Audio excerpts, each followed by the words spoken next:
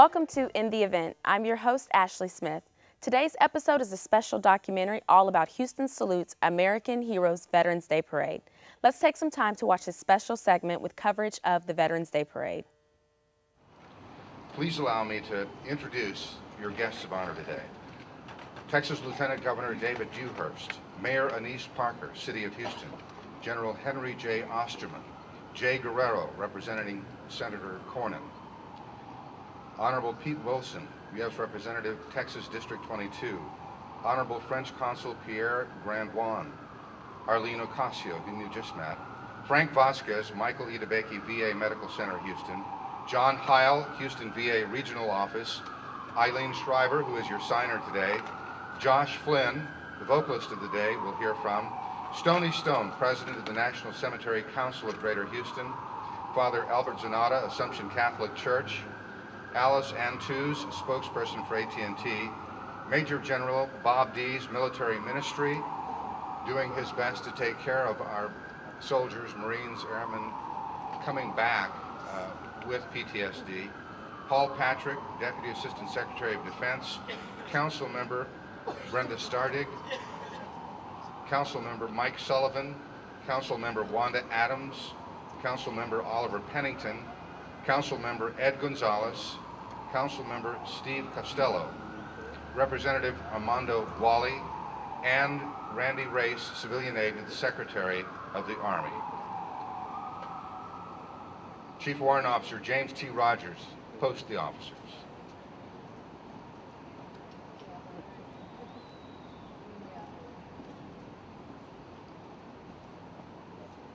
Korean War veterans, please present the colors.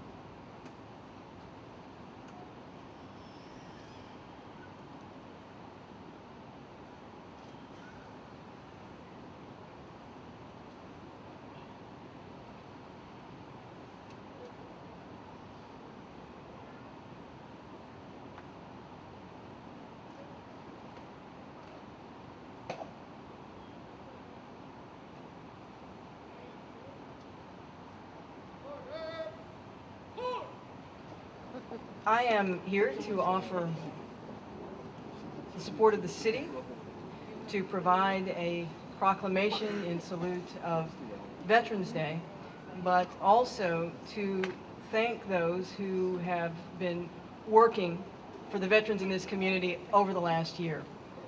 Many of you know the city's Director of Veterans Affairs, Mr. Buddy Grantham. Behind me, as he with the proclamation as appropriate.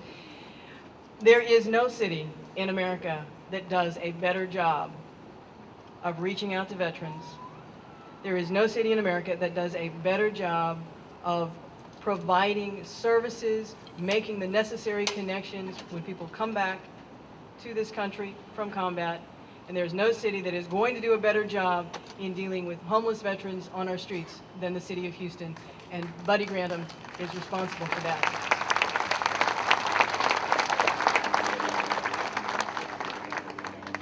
I also want to thank AT&T for stepping up and providing the job fair that will take place immediately after this ceremony and the parade.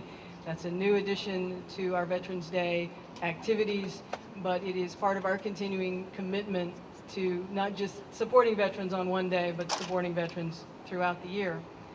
And I want to announce that earlier today I signed an executive order for the City of Houston that we have been working on for some time.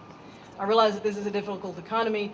There are not a lot of jobs to be had, but I signed an executive order giving veterans preferences in hiring in the City of Houston.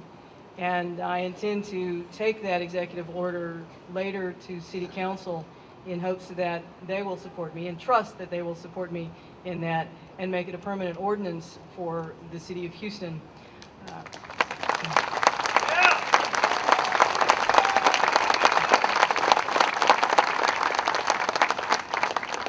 We all know that veterans obtain many skills in policing and security and firefighting, in emergency operations, mechanical, engineering, fleet work, and management that are easily adaptable to jobs at the municipal level. We want to hire veterans, and my Human Resources Department will work with various veterans organizations to link veterans to the jobs as they become available. I wish there were more jobs, but we want to make sure that those jobs, wherever we can, go to veterans. And now, okay, guys, here we go. Lamar High School marching band. I love that enthusiasm. Lamar High School marching band.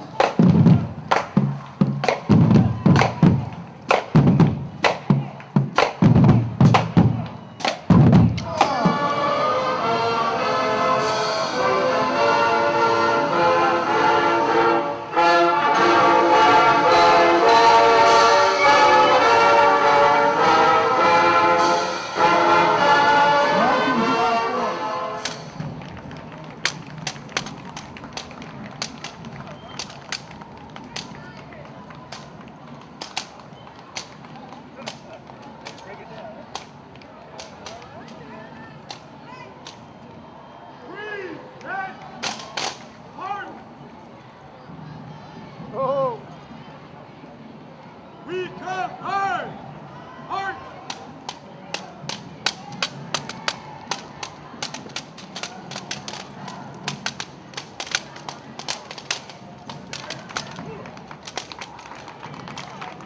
All right, looking good.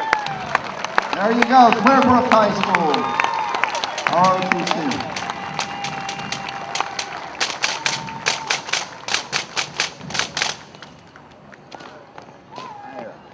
This is the Paralyzed Veterans of America, Texas chapter of Paralyzed Veterans of America.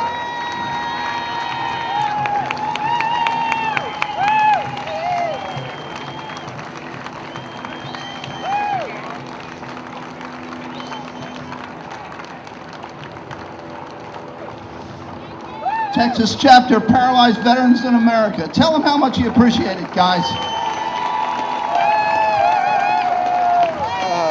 We see these guys in all kinds of events.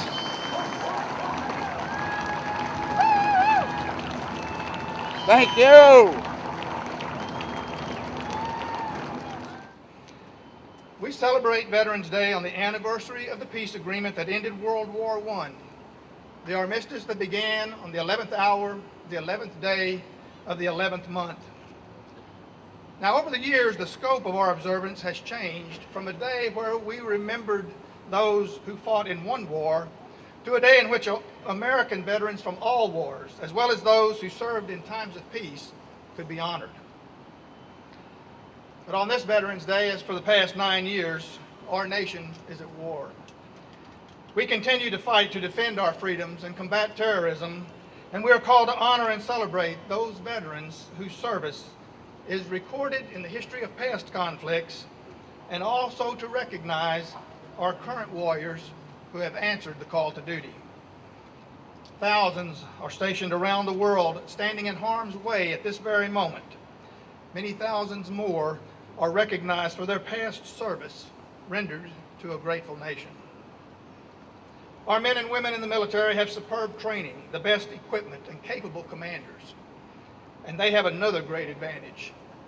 They have the example of American veterans who came before them.